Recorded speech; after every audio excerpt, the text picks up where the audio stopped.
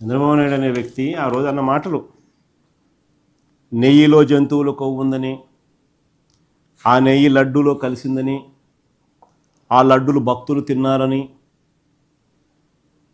దేవుడు అంటే భయము భక్తి రెండు లేకుండా చంద్రబాబు నాయుడు మాట్లాడిన మాటలు. నేను అడుగుతాను, మరి జంతువుల కొవ్వు నెయ్యిలో కలిసిందని ఆ లడ్డులు భక్తులు తిన్నారని చెప్పడానికి ఆధారాలు దొరికాయా? చంద్రబాబు నేను సూటిగా ప్రశ్నిస్తా ఉన్నా.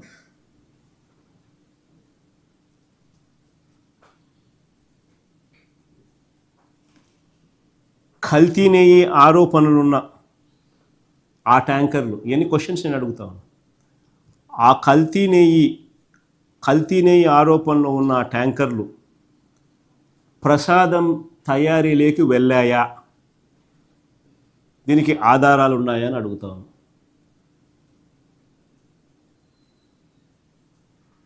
ఎందుకనంటే టీటీడీలో ఒక రోబస్ట్ ప్రొసీజర్ ఉంది.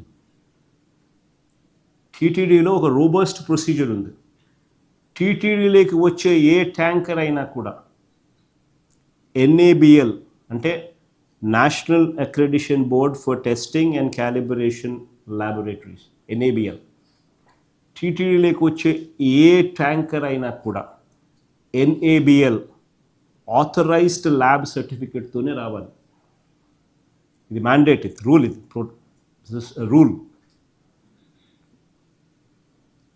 Without this certificate, they will not even be entering, they cannot even come close to Tirupati. తర్వాత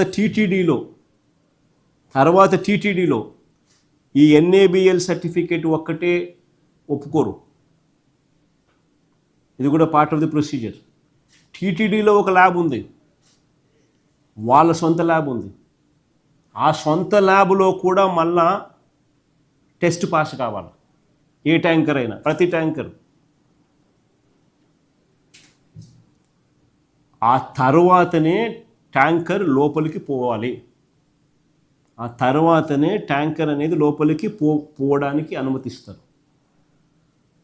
అంటే NABL ల్యాబ్ సర్టిఫికెటు, వీళ్ళ సొంత ల్యాబు పాస్ సర్టిఫికెటు, ఈ రెండు ఉంటేనే ట్యాంకర్ లోపలికి వెళ్తుంది.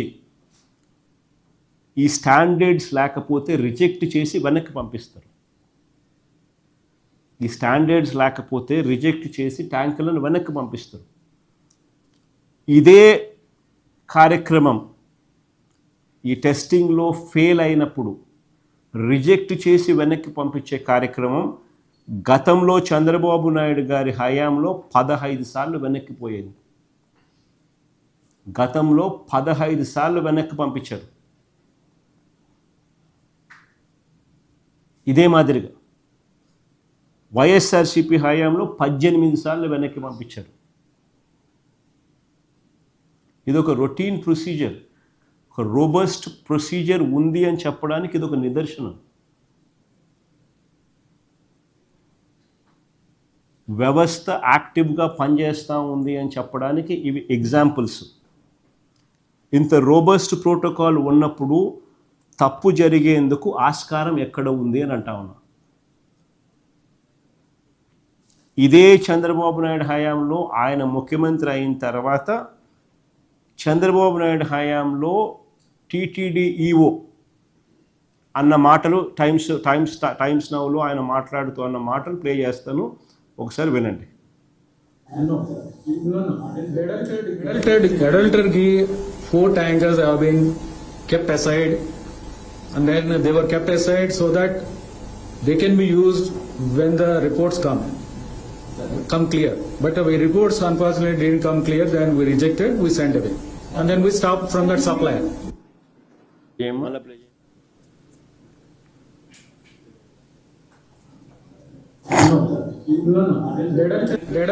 Adultery 4 tankers have been kept aside, and then they were kept aside so that they can be used when the reports come clear. But the reports unfortunately didn't come clear. Then we rejected, we sent away, and then we stopped from that supplier.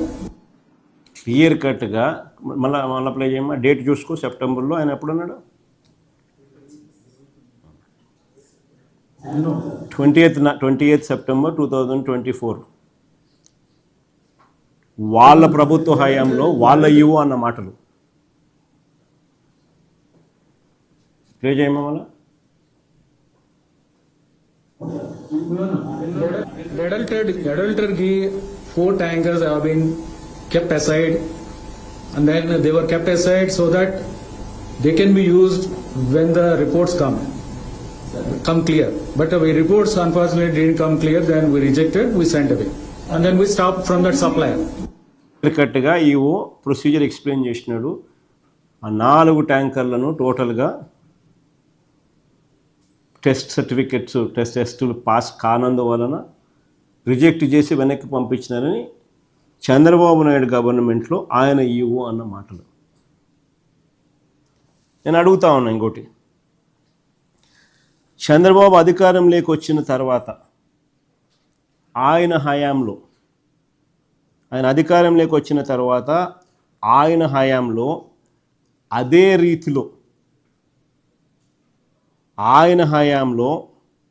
రీతిలో July నెలలో 4 ట్యాంకర్లు తిప్పి పంపారు.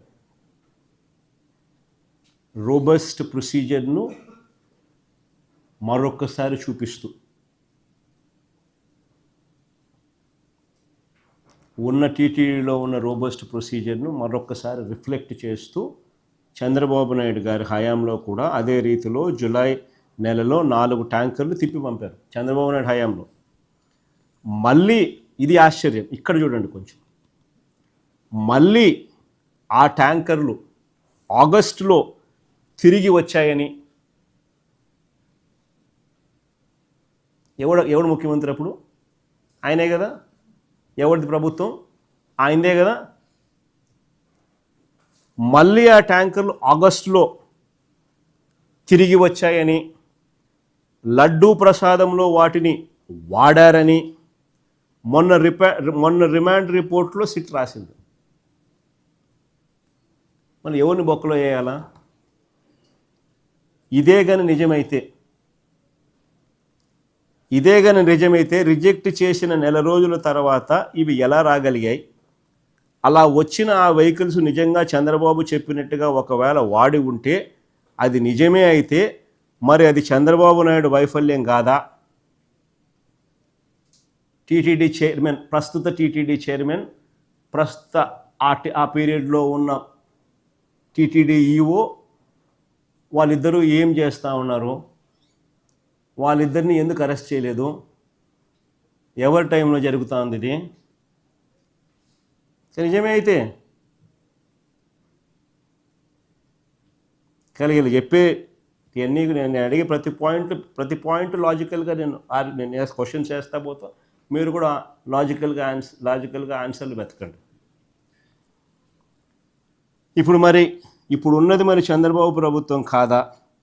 మరి మీ హయాంలో మీ అప్పటి EO మీద, మీ అప్పటి టీటీడీ చైర్మన్ మీద ఎందుకు కేసు పెట్టలేదు? మరి ఎవరి మీద నిందలు వేస్తూ ఉన్నారు? దేవుడు అంటే భయము లేదు, భక్తి లేదు, దుర్మార్గమైన అసత్యాలు. ఇలా సిట్టు పనితీరు కూడా చెప్తా ఎలా పనిచేస్తుందని. ఎందుకంటే బేసిక్లీ ఏంటంటే తప్పులు. ఒక మనిషిని ఇరికియాలని చెప్పి ఆరాటము, తాపత్రయంతో తప్పులు ఎలా దొర్లుతున్నాయని చూపిస్తా అనేది చెప్పడానికి ఇవన్నీ కూడా చెప్తా ఉంటా. స్వచ్ఛమైన నెయ్యి 320 రూపాయలకే మీరు ఎలా సప్లై చేయిస్తారు? 320 రూపాయలకే ఏందండి నెయ్యి సప్లై చేయిస్తారు మీరు అని చంద్రబాబు నాయుడు గారు ఆయన పార్టీకి చెందిన నాయకులు ప్రశ్నలు వేశారు. నాణ్యమైనది కావాలంటే కిలో 3,000 అవుతుంది అని ప్రకటనలు చేశారు.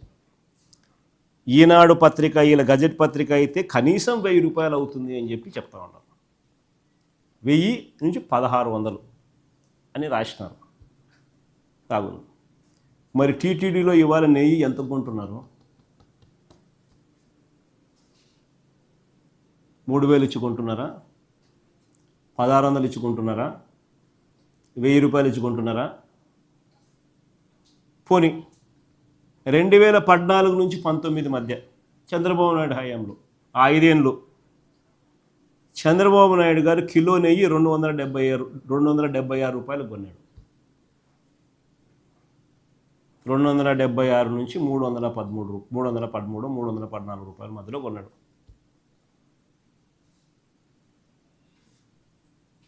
రెండు 2014 నుంచి 19 మధ్య ఆ 5 ఏళ్ళు చంద్రబాబు నాయుడు గారి హయాంలో నెయ్యి కొనుగోలు 276 నుంచి 314 రూపాయల మధ్యలో కొన్నారు.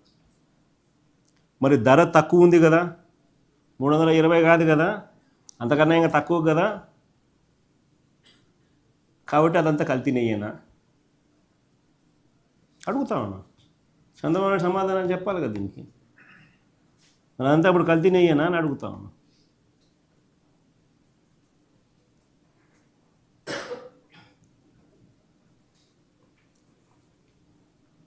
ఇంకోటి గమ్మత్తైన విషయం చెప్పమంటారా?